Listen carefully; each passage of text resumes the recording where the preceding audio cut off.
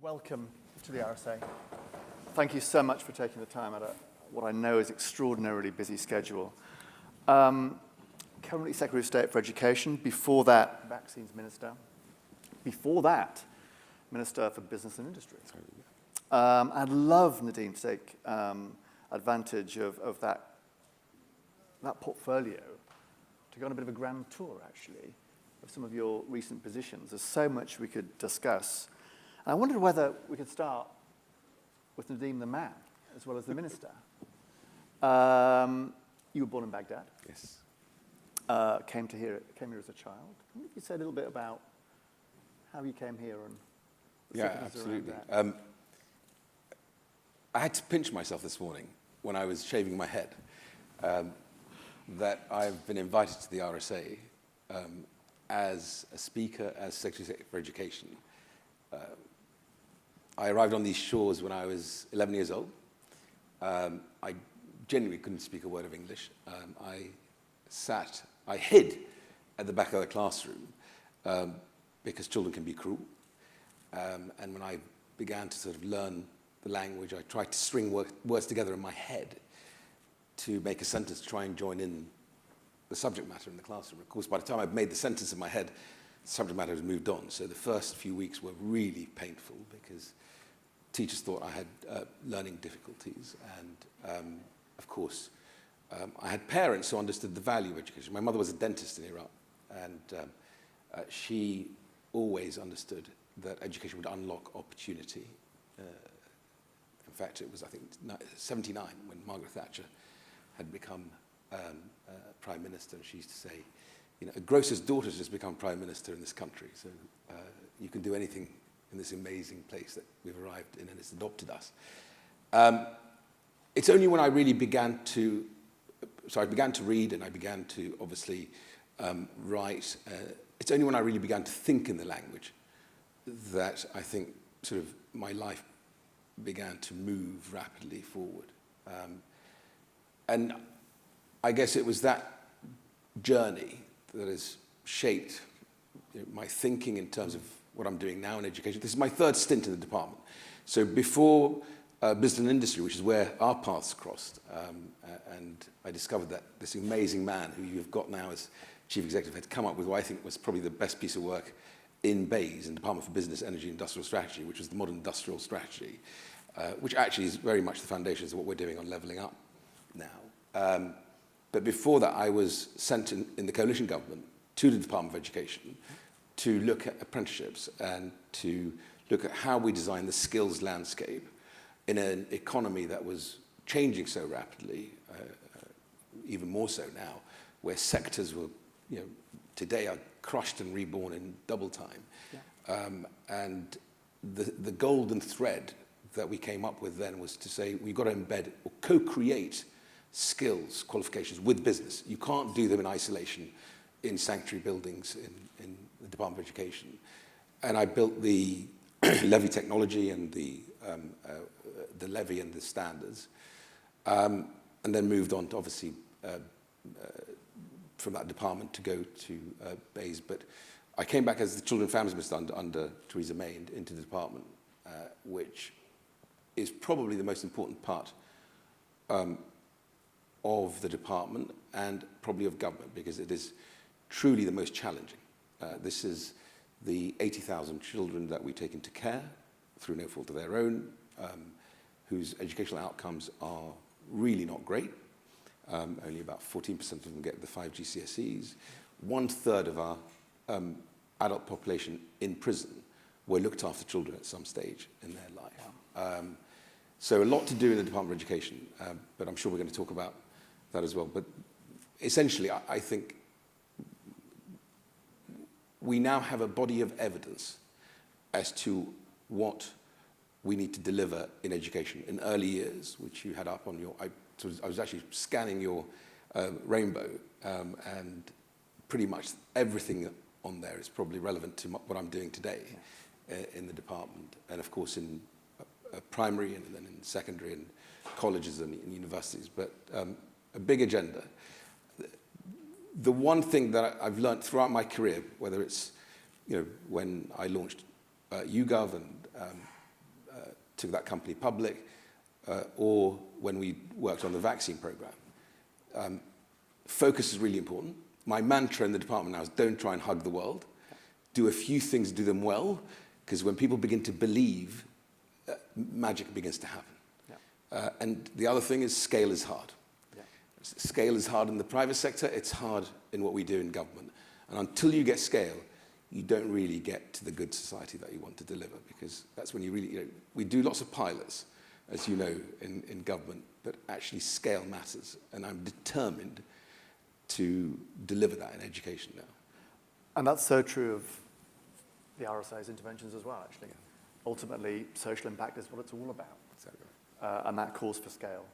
Can I take you mentioned, Hugo, because of course you were a very successful business person before you entered politics. I wonder if I could ask you about, we're going to have a session, the next session is about the role of business in building that good society. Having been a business person, having built a successful business, what's your vision, what's your conception of the role of business in serving those broader societal ends, Nadhim? So I think there are two things that I've seen that I think can work really well. One is a project that you worked on in Bays, which I know Kwasi's taking forward as part of the levelling up work that he's doing with Michael Gove on this, which is place and sector, effectively, yep. And actually looking at sectors of the economy and challenging them to join us on a journey. And where that then bridges into my department is on skills. Yep. So the journey on skills that we're going on, we began with the apprenticeship reforms, and then the skills white paper, which is now the Skills Act, received royal assent a couple of weeks ago, which is this badge on my lapel is not Tory leader. It is. It is not yet. It is T levels. So I think if we can make T levels as famous as A levels, yep. Then I would have made a huge difference. What do I mean? A T level is a fusion between an apprenticeship and an A level. It's equivalent to about 3 A levels in one T level, but a T level has to have 45 days of industry placement. So business is really important. And the big call from the Prime Minister to his business council, to all businesses, to come and join us on this journey. So a person on the T level can do a digital T level and go and work in Microsoft or another digital company or in construction or health, or we're launching many, many more T levels. Really high quality. They are ambitious and stretching, so that my aim is by the end of this Parliament to have 80,000 plus T-levelers. Why? Because I want that sort of same punch-the-air moment over breakfast when they open the T-level envelope for the student and the parent as we have with A-levels, because ambition is important. You can go to work after you finish your T-level, or you can go to university and do a degree. There are 70 universities today that accept T-levels as well as A-levels. Or you can do an apprenticeship degree. We now have 20,000 people doing apprenticeship degrees. I want to double that. So that's the work today. Yeah. And then the really big one, and people call it the next chapter, I think it's the next book. And if you'd asked me when I was the apprenticeship czar under the coalition government, that there would come a Prime Minister who would convince the Treasury that we would stand behind any adult at any time in their life to reskill or upskill to the equivalent of 4 years of post-18 education, so £37,000. So if you are in Aberdeen oil and gas and you want to take the opportunity of offshore wind in the northeast, we will stand behind you. And you can take it as a whole or in modules. It's called the Lifelong Learning Entitlement. It's a mouthful. I'll find a better brand for it, I promise you. I came up with YouGov, so I'll come up with a better name for it. But this Prime Minister has made it real. So the Treasury is backing us. Part of the work was delivered in the Skills Act. I've got a higher education bill coming through Parliament in this session, where we'll launch the pilots for this by 2023, and we'll have it fully up and running by 2025. It will be, I think, a revolution in how we do skills and reskilling and upskilling in the UK. Why? Because sectors are changing so rapidly. I think people will have, and we've talked about this before, many careers in life. Yep. But you can't have many careers in life if you can't go and reskill and feel that confident that you can do it and get the funding for it. So that is a huge piece of work that we're doing on skills. So I want to come back to that 21st century educational model, and that, 'cause it differs very fundamentally, as you say, from that which has served us so well during the 19th and 20th. Before I get to that, can I just, on your vaccines experience? Yes. I'm trying to pick up that quickly because that truly was a transformation in a short space of time. And I just wonder whether there aren't some lasting lessons for policy, for government, for civil society, for business from that experience, where, you know, end to end in 12 months, we transformed how things were done. Are there lessons from that we could and should be taking away in how we frame policy now, how we bring together public, private, and civil society along the supply chain in partnership? Very much so.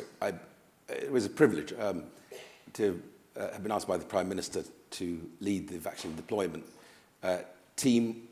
When we began to have success, one of my friends texted me saying, "I now know what the first line of your obituary will be, Nadhim." A huge privilege. And I had an incredible team, Emily Lawson and, of course, Kate Bingham and Maddie McTurnan, Ruth Todd, and many, many others, who some will be the unsung heroes of this campaign. But it was a true coming together. What do I mean by that? The backbone was the NHS, of course, the primary care networks, the 5 or 6 GP practices with a community pharmacy in some areas who put their hand up and said, "We'll deliver." Yeah. But we couldn't have done it without local government. So local government had to find us some of the vaccine sites to be able to scale, back to the challenge I was talking about earlier. Our brilliant armed forces. Some will remember Brigadier Phil Prosser, who I said to the PM, you should get him on the press conferences, who's commander of 101 Logistics Brigade. These guys deliver supplies to far-flung places, and being 5 minutes late is not an option. We embedded them in NHS HQ. And of course, the volunteers. The nation came forward. And if the virus had challenged liberal democracies like ours, because all we had before the vaccine was the dreaded non-pharmaceutical interventions, the NPIs, the lockdowns, with the vaccine, I think it actually spoke to the DNA of the people of these isles. We really are good at coming together when we have a target. We had 80,000 people, volunteers, vaccinators, BA stewards and EasyJet stewards saying, we do it in an emergency on an airline, we can vaccinate for you, Minister. 250,000 other volunteers. And then, of course, good capitalism. So the vaccine manufacturers that the PM talks about, but much more than that. So the distribution arm of Boots and Superdrug were doing the movement for us. Right. The front end, what I call my pizza boxes, were delivered by DHL. There's no point building our own DHL inside the NHS. And of course, the technology that allowed me to share with the nation in almost real time on a daily basis who we're vaccinating, and we got deeper and deeper with data, and the openness of data was delivered by Palantir. And they're doing great work for us now, obviously, with the Ukrainian refugees who are coming over. We are able then to make sure they get to, the children get to the right schools and colleges and so on. The couple of lessons. One, the ability to work in an emergency, we should never lose in government. We shouldn't go back to sort of peacetime work where you think, you get a sub-minister in about 3 months' time, and then we have a strategy afterwards that takes another 6 months, and nothing happens. And of course, by then you're moved because you're reshuffled, or even the civil service moves around. The other thing, which I'm absolutely passionate about, is if we're going to reform complex systems, and none more complex than health or education, then data and transparency is our ally on the journey. What do I mean by that? We began with data every fortnight. We knew we had to move to daily data, and the whole team worked really hard to move to daily data. We moved to every Thursday. If you remember, we used to publish data. The whole nation was glued to their TV sets waiting for the data cut. Then we moved to daily data. Then we moved to regional, by local authority, by constituency, by postcode, and made the data deeper, but opened it up. So Fraser Nelson's data hub or a couple of kids in a garage can put an interface on it, and the nation can see how well we're doing. Now, it throws up challenges to politicians because I was challenged to say, Minister, but you're doing great in Stratford-on-Avon with uptake of vaccine, but if you look at postcodes in Tottenham, amongst the Black and Afro-Caribbean community, your vaccine rates are really low.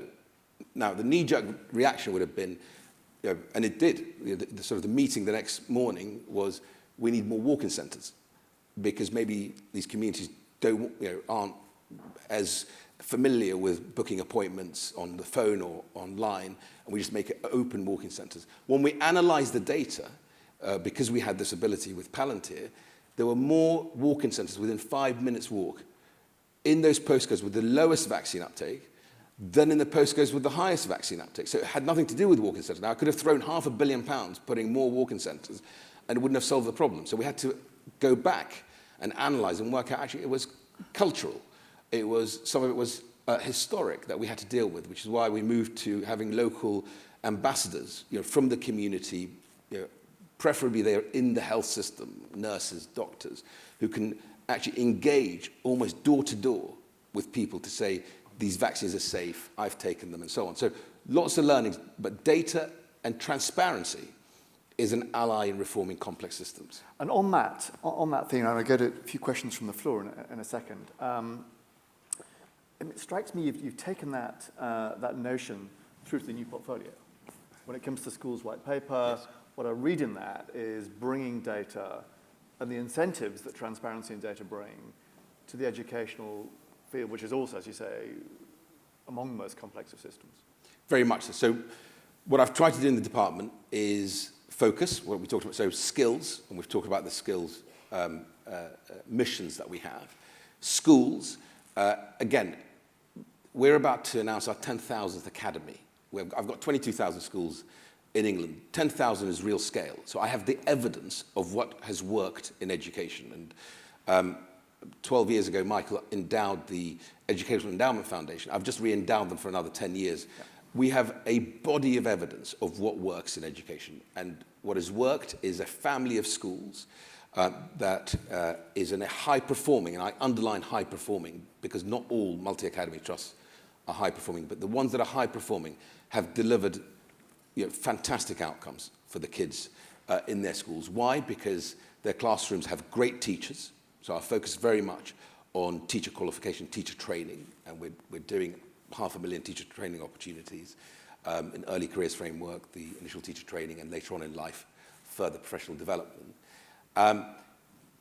With everything we've done, the real challenge today, only two-thirds of primary school children complete primary school with the prerequisite ability in maths and English. That is, in my view, the real challenge. Yep. Why? Because until I began to speak and think in the English language, I didn't know I was quite good at biology and human biology and chemistry and maths. So you have to get the foundations right, but also deliver a knowledge-rich curriculum. So we've set ourselves ambitious targets of how we're going to get there. And we're on a journey, and lots of people are joining us on this journey. The Church of England schools, the Catholic schools, Muslim schools, the grammar schools are all joining me on this journey. Why? Because like with vaccine, if we remember what we're doing this for, which is that child, that 11-year-old who couldn't speak English, whose parents may not have the wherewithal or have no parents, we need to deliver for whatever their postcode, wherever they live. And with our Levelling Up white paper, we're going to flex our infrastructure. I have 8,000 great people. We spend 86 billion a year in the Department of Education towards places like Stoke-on-Trent, which we were up this week there, and out of the 3 constituencies in Stoke, there's only 1 outstanding school. That is not good. I don't believe children in Stoke are less talented than children in Kensington. It's just they just don't have the schools and the teachers to give them that opportunity, and we're going to fix that. And then the third thing, so the skill schools and then family. Back to your thing on early years, there's a body of evidence that a family hub where you are able to gain the confidence of the 300,000 families whose lives are so difficult and challenging. If there's a pregnancy, they need midwifery. That's a must-have service. If there's a birth, they need vaccine. And then you build on top of it the early brain development, what Andrea Letson worked on, the first 1,001 days of brain development, the home learning environment. So it's skills, schools, family.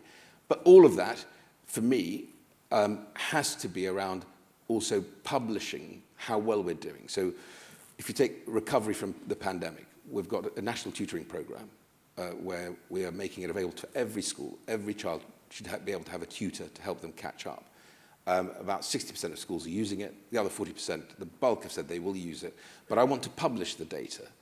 Why? Because parents have a right to see if the school is using it. I'm publishing my own and holding myself to account. I went before the select committee and said, I will publish my roadmap for skills, schools, and families of what I have to deliver so that the world can see and hold me to account. And I think, I genuinely say this to you, it's the best way we can reform complex systems. Brilliant. Listen, I think we've got time, if you have, Nadhim, for 2 or 3 quick questions, so I get too far behind. And I'm going to start with Bill, and then I'll take 2 others on here. Thank you, Andy. Thank you, Secretary of State for Education. As we head into exam period, I know it's unfashionable, I just wanted to ask you a question about assessment of wider skills. And it goes like this. A number of us, organisations like Rethinking Assessment, the Times Education Commission, are currently exploring the benefits of all school leavers having a digital learner profile when they leave school as they go on into university or college or employment. And this would give them a much better all-round description of exactly the skills that you're so passionate about. And I sort of learning LinkedIn, if you like, for life. And I just wonder whether that's something you might be interested in exploring further. Take 2, please. The simple answer is yes. I think that we need to look at technology in a couple of ways. So what I've tasked my team to do in the department is make sure we've got the basics right. So every school needs to have really good connectivity. Otherwise, they can't do what they need to do in the first place. And then the rules of the road, so that what schools, what multi-academy trusts do, and the interoperability, so that we don't have these walled gardens. One of the things that I've discovered, actually both in health and in education, sadly, when, for example, we tried to gather attendance data, some of the suppliers will try and hold you back because they have a contract that actually is a sort of a protectionist contract, dare I say. And that's not good capitalism in my view. And so I want whatever we do to be interoperable, and then to look at where we can use technology as an enabler for both teachers. So during the pandemic, a brilliant set of teachers launched the Oak National Academy resource because we went to home learning. And I've looked at that, and we are scaling it. And with the Levelling Up White Paper, we're turning it into national academy so that it delivers and curates the best curriculum and lesson resources available. But things like that are really interesting. Why? Because actually, the really good families of schools, the ones I described, the high-performing multi-academy trusts, already do some of this stuff. The extracurricular activity, the Duke of Edinburgh work, the cadets work, all this other stuff really does matter because you develop young people who are really well-rounded, healthy, and highly skilled. And part of that is being able to demonstrate that. One tiny thing I will describe to you, we're doing it in terms of our response to sustainability and the planet. At COP26, I announced a couple of things. One was the National Education Park. We're going to link our education estate. We have an estate the size of 2 cities the size of Birmingham. We're going to link them together so children can do geospatial mapping. They can see how other schools who've got a lot of land, like Coventry Academy, which has 32 acres, and they're going to rewild it, and inner city schools can see that and share that on a digital platform. And we're going to do a Leaders Award equivalent to the Duke of Edinburgh award, an Environmental Leaders Award, that children can use as on their CV, showing that they've been able to go through this structured, rigorous program to become leaders in their field in the environment. And we're launching a natural history GCSE as well in this area. But technology can be a huge enabler in terms of that well-rounded adult that we all want to see develop. We should chat about this environmental leaders. Yes. I'm going to take one more, maybe possibly two, if we're super speedy. I'm being told 1 minute. Here, thank you. So our education system's only ever as good as the quality of the teachers in it. In this current war on talent, war for talent, I run an education charity, and every time we advertise a job, we are inundated with teachers trying to leave the profession.